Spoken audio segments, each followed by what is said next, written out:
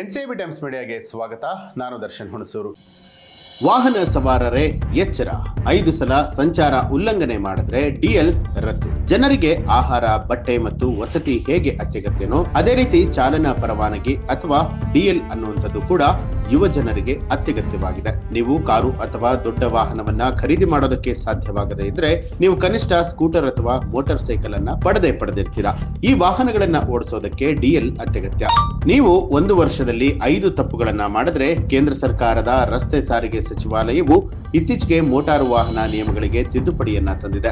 ಸಂಚಾರ ನಿಯಮಗಳನ್ನ ಪದೇ ಉಲ್ಲಂಘಿಸುವಂತಹ ಚಾಲಕರನ್ನ ತಡೆಯುವಂತಹ ಗುರಿಯನ್ನ ಹೊಂದಿದೆ. ನೀವು 1 ವರ್ಷದಲ್ಲಿ 5 ಅಥವಾ ಅದಕ್ಕಿಂತ ಹೆಚ್ಚು ಬಾರಿ ಸಂಚಾರ ನಿಯಮಗಳನ್ನ ಉಲ್ಲಂಘನೆ ಮಾಡಿದ್ರೆ ನಿಮ್ಮ ಡಿಎಲ್ ಅಮಾನತುಗೊಳಿಸಬಹುದು ಅಂತ ಹೇಳಿ ಇದು ಒದಗಿಸುತ್ತೆ.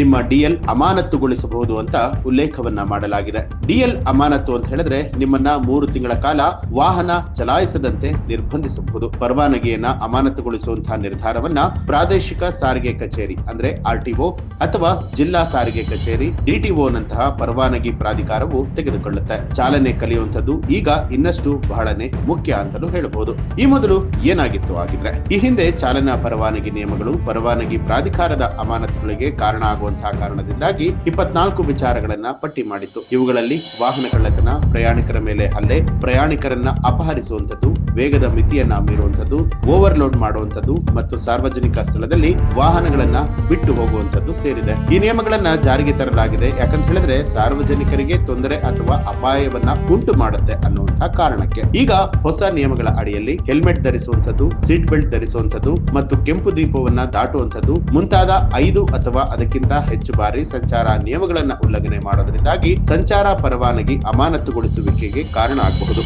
ಕೇಂದ್ರ ಸರ್ಕಾರದ ಈ ಒಂದು ಹೊಸ ನಿಯಮಕ್ಕೆ ರಸ್ತೆ ಸಂಚಾರ ಕಾನೂನು ತಜ್ಞರಿಂದ ಮಿಶ್ರ ಪ್ರತಿಕ್ರಿಯೆ ವ್ಯಕ್ತವಾಗಿದೆ. 5 ಬಾರಿ ವಾಹನ ಚಲಾಯಿಸಿದ ನಂತರ ಚಾಲಕರ ಅಮಾನತುಗೊಳಿಸುವಂತದ್ದು ಸರಿಯಾದ ದಿಕ್ಕಿನಲ್ಲಿ ಒಂದು ಹೆಜ್ಜೆ ಅಂತ ಹೇಳಿ ದೆಹಲಿಯ ಮಾಜಿ ಉಪಸಾರಿಗೆ ಆಯುಕ್ತರಾದ ಅನಿಲ್ ಚೀಕಾರ ಅವರು ಹೇಳಿದ್ದಾರೆ. ಆದ್ರೆ ಸಮಸ್ಯೆ ಏನು ಅಂತ ಹೇಳಿದ್ರೆ ಸಂಚಾರಿ ಪೊಲೀಸರು ಅಪಾಯಕಾರಿ ಚಾಲಕರನ್ನ ಹಿಡಿಯೋದಕ್ಕೆ ಸಾಧ್ಯ ಆಗೋದಿಲ್ಲ ಅನ್ನುವಂಥದ್ದು. ಪ್ರಾಮಾಣಿಕ ಕಾರ್ಯಾಚರಣಾ ಕಾರ್ಯವಿಧಾನ ಅಂದ್ರೆ ಎಸ್ಒಪಿ ಇಲ್ಲದ ಕಾರಣ ಸಿಸಿಟಿವಿ ಕ್ಯಾಮೆರಾಗಳಿಂದ ಸೆರೆ ಹಿಡಿಯಲಾದ ಸಂಚಾರ ಉಲ್ಲಂಘನೆಗಳನ್ನ ಹೆಚ್ಚಾಗಿ ನ್ಯಾಯಾಲಯದಲ್ಲಿ ಪ್ರಶ್ನಿಸಲಾಗುತ್ತೆ ಅಂತ ತಿಳಿಸಿದ್ದಾರೆ. ಆದ್ದರಿಂದ ಎಸ್ಒಪಿ ಅಥವಾ ವಿಲೇವಾರಿ ಮಾರ್ಗಸೂಚಿಗಳ ಅಗತ್ಯ ಕೂಡ ಇರುವಂತದ್ದು. ಹಾಗಾಗಿ ಮುಂದಿನ ದಿನದಲ್ಲಿ ರಸ್ತೆಯಲ್ಲಿ ವಾಹನವನ್ನ ಚಲಾವಣೆ ಮಾಡುವಂತಹ ಸಂದರ್ಭದಲ್ಲಿ ಎಚ್ಚರಿಕೆಯಿಂದ ಚಲಾವಣೆ ಮಾಡಿ. ಇಲ್ಲದೇ ಇದ್ರೆ ನಿಮ್ಮ ಡಿಎಲ್ ಕೂಡ ರದ್ದಾಗುವಂತಹ ಸಾಧ್ಯತೆಗಳೇ ಹೆಚ್ಚಾಗಿದೆ. ಈ ಒಂದು ಮಾಹಿತಿಗೆ ಸಂಬಂಧಪಟ್ಟ ಹಾಗೆ ನಿಮ್ಮ ಅನಿಸಿಕೆ ಅಭಿಪ್ರಾಯವನ್ನ ಕಮೆಂಟ್ ಮಾಡಿ. ಹಾಗೆ ನಿಮ್ಮನ್ನು ಕೂಡ ನಮ್ಮ ಚಾನೆಲ್ ಅನ್ನ ಸಬ್ಸ್ಕ್ರೈಬ್ ಮಾಡಿಲ್ಲ ಅನ್ನುವಂಥದ್ದಾದ್ರೆ ಈಗಲೇ ಸಬ್ಸ್ಕ್ರೈಬ್ ಮಾಡಿ, ಬೆಲ್ ಐಕಾನ್ ಒತ್ತಿ.